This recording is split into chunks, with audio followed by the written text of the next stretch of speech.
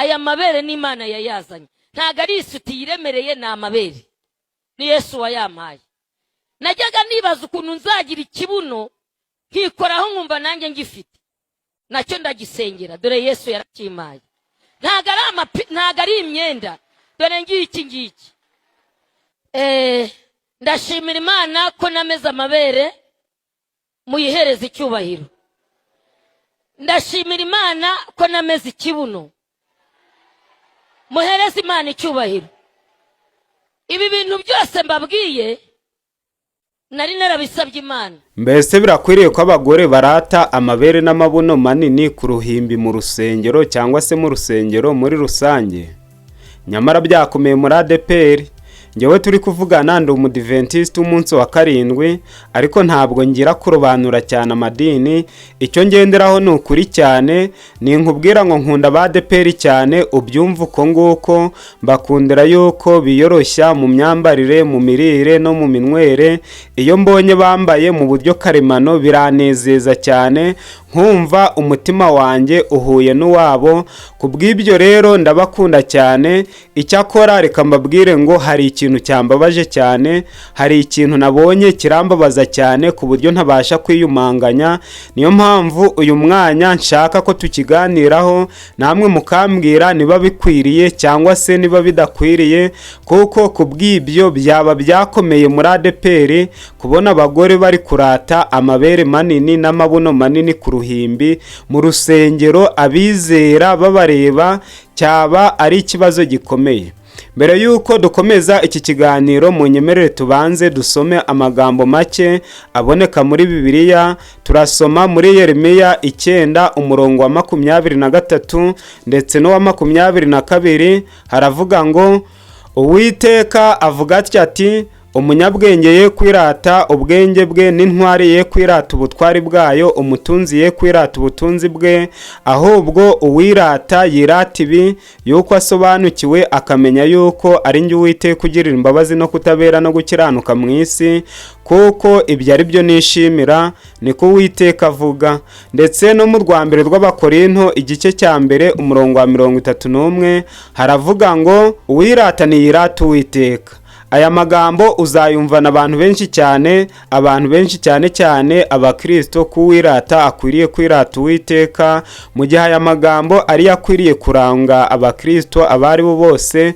Mukabutera Goreti, umugore wa Bucyana yandi Emmanuel, uherutse kumvikana ari gusaba abakristo amafaranga y'umurengera, gusa yenda ucukumbuye video ze ushobora gusanga atari ukuri, kuko yenda rwari urugero ari kugaragariza abizera. Ribu nimara gukora ubusesenguzi neza, tuzamenya ukuri kwabyo neza. Ariko ikintu cyambabaje nshaka ko tuganira ni ibya Mukabutera Goreti, wagaragaye ku ruhimbi mu rusengero muri ADEPR ari kurata amabuno ye ko yabaye manini ndetse n'amabere ye ko yabaye manini. Aha wakwibaza ngo uyu mugore yarashaka kugera kuki? Mu by'ukuri yarashaka kumvikanisha ubuhe butumwa?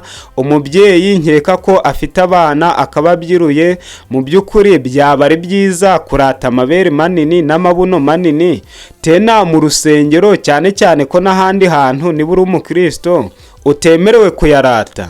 Bene data, turagana hehe niba dutangiye kurata ibice by'umubiri bishobora no gukangurira abantu benshi mu ngeso z'ubusambanyi? Ese koko birakwiriye? Munyandikire muri comment niba bikwiriye. Uyu mwanya njyewe nshaka kubasangiza impamvu 12 zituma tudakwiriye kurata amabere n'amabuno manini mu rusengero cyangwa ibindi bice by'umubiri bishobora gukangura irari ry'umubiri, ahubwo tukaba tugomba kwirata Uwiteka mu mitima yacu.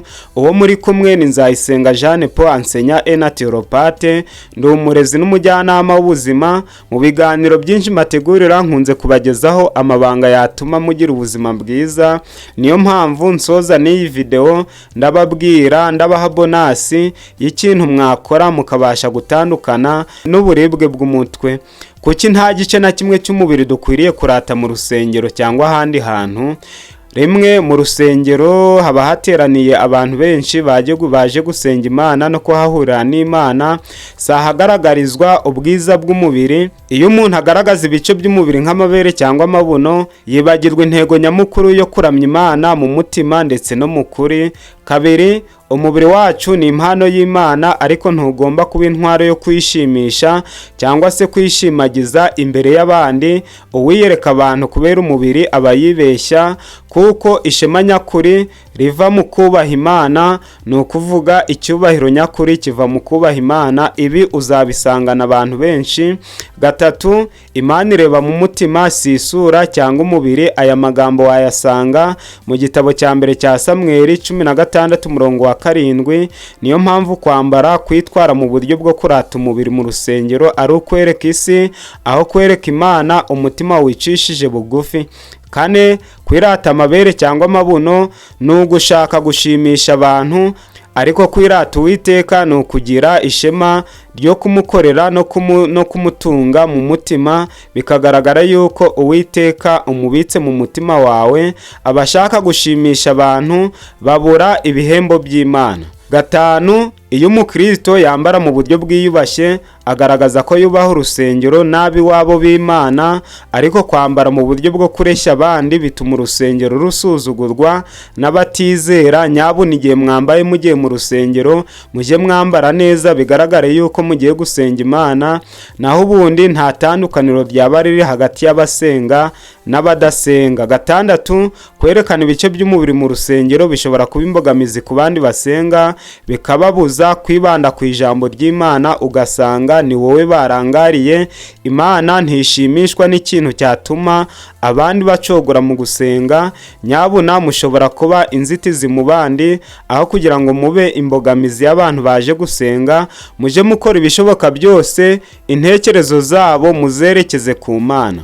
Karindwi, kwirata mu Mwami bivuga gushimira Imana ku byo yadukoreye, aho kurata umubiri ushira. Amabere n'amabuno birashira, ariko ubwiza bw'umutima bugumana ubugingo bw'iteka. Tuje turata Uwiteka ibyo yadukoreye, uko yabanye natwe, bizatuma turushaho kubana nawe, kandi bizatuma dufata intekerezo z'abantu tuzerekeze kuri Kristo, maze tugire abakristo beza biteguye gukorera Imana ndetse no gukorera bagenzi babo. Umunane, abakobwa n'abagore bafite ishema ry'Imana mu mico yabo, si mu mibiri yabo.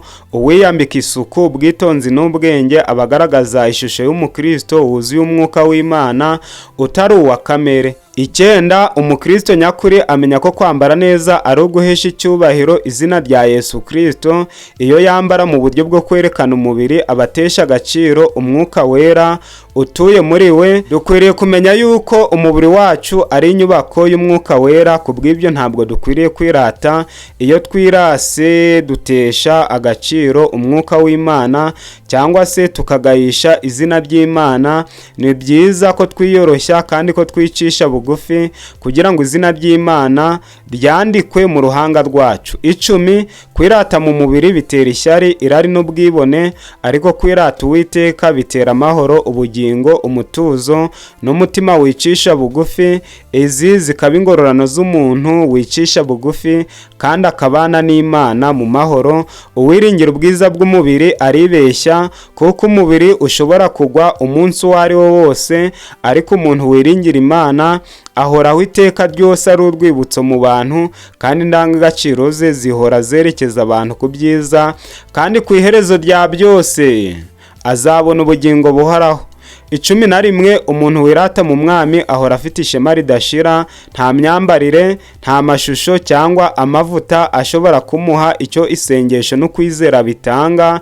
Ishema rye riba mu kumenya ko Imana imukunda uko ari, kandi amaze kumenya ko Imana imukunda akiyumvamo ishema. Ariko iyo umuntu yiyumvamo ishema, ntabwo aba abonye umwanya wo kwirata, ahubwo arushaho kurata Uwiteka wamuhesheje ako gaciro. 12, Iyo twirata mu mwami tuba twigisha abandi ko ishema ryacu rituruka ku Mana si ku mubiri. Tubera urugero rwiza abandi bagore, abakobwa n'abasore bashaka kubaho ubuzima bwera kandi bushimisha Imana. Ni byiza ko turata ibyo Imana yadukoreye kandi tukayishimira uko bukeye n'uko bwije, kandi tukajya dutanga ituro ry'ishimwe tugaragariza ko Imana yaturinze. Ibyo bizatuma duhabwa ishema aho tugiye hose. Aya mabere ni Imana yayazanye, ntago ari isuti yiremereye, ni amabere, ni Yesu wayampaye. Najyaga nibaza ukuntu nzagira ikibuno nkikoraho nkumva nanjye ngifite, nacyo ndagisengera, dore Yesu yarakimpaye. Ntago ari imyenda, dore ngiki. Ndashimira Imana ko nameze amabere, muyihereze icyubahiro. Ndashimira Imana ko nameze ikibuno, muhereze Imana icyubahiro. Ibi bintu byose mbabwiye nari narabisabye Imana. Mu by'ukuri umubiri wacu ni impano, ariko si intwaro yo kwirata. Dukwiriye kubimenya. Niba ubyibushye ufite ubwiza cyangwa itoto, ibyo ntabwo ari byo ukwiriye kwirata, ahubwo ukwiriye gushimira Imana yabiguhaye. Uwishimira mu mubiri aragwa, ariko uwishimira mu mwami arakomera. Nuko rero uwirata niyirata Uwiteka, kuko ari we utanga ubwiza budashira, icyubahiro nyakuri n'ishema ridacogora. Reka munyemerere tujye dukora ibishoboka byose turata Uwiteka waduhaye ubuzima akaduha guhumeka. Kuba turiho ntabwo ari ku bwacu, ahubwo ni imbabazi n'imbaraga z'Imana ziturinze kugeza kuri iyi saha. Niba turi beza, tubyibushye, turi banini, ibice byacu bikora neza, ntabwo ari umwanya wo kurata ibice byacu, ahubwo ni umwanya wo gushimira Imana ibyo yadukoreye, kuko abantu batabashije kubibona muri iyi si ari benshi. Kubw'ibyo rero dukwiriye kurangwa no kwiyoroshya, kwicisha bugufi, ahubwo izina ry'Imana akaba ari ryo rishyirwa hejuru ya byose. Inshuti bavandimwe, nk'uko nabibasezeraniye ntangira, nababwiye yuko nsoza ndabaha bonasi y'uburyo y'icyo mwakoresha umutwe wanyu ukabasha gukira niba muribwa n'umutwe. Noneho mubyutse mu gitondo mukwiriye kunywa amazi y'akazuyaze 1/2 cya litiro kirahagije. Ushobora kuyarenza bitewe n'imirimo ukora. Ushobora kandi kongera kunywa amazi mu masaa 6. Mu ntekerezo zawe hakwiriye kwiyandikamo yuko ukibyuka ukwiriye kunywa amazi, kandi bikaba byiza ari amazi y'akazuyaze. Andi mazi ukongera kuyanywa saa 6 utararya, ukongera kunywa amazi nimugoroba. Buri muntu yemerewe kunywa amazi 3 ku munsi. Nibyo bitanga amahoro ndetse n'umunezero. Noneho mu gihe umuntu ashaka kugera ku buzima bwiza, nkunze kubwira abantu tubana yuko gahunda nziza umuntu akwiriye kuriraho ari inshuro 2 ku munsi, akarya mu gitondo no ku manywa. Iyo umuntu yimenyereje iyi gahunda yo kurya mu gitondo no ku manywa gusa, mu byumweru 6 aba yamaze gutandukana n'indwara zose. Ni ukuvuga ukwezi n'igice. Namwe mwimenyereza iyi gahunda muzagira ubuzima bwiza uko bukeye n'uko bwije. Akaryoshye ntigahora mwitama, ntashirarekwa, icyakora aryoha asubiwemo. Noneho munyemerere mbasezeyeho, maze tuzongere kugira amahirwe yo kubonana muri video y'ubutaha. Ciao ciao, I love you so much my dear friends.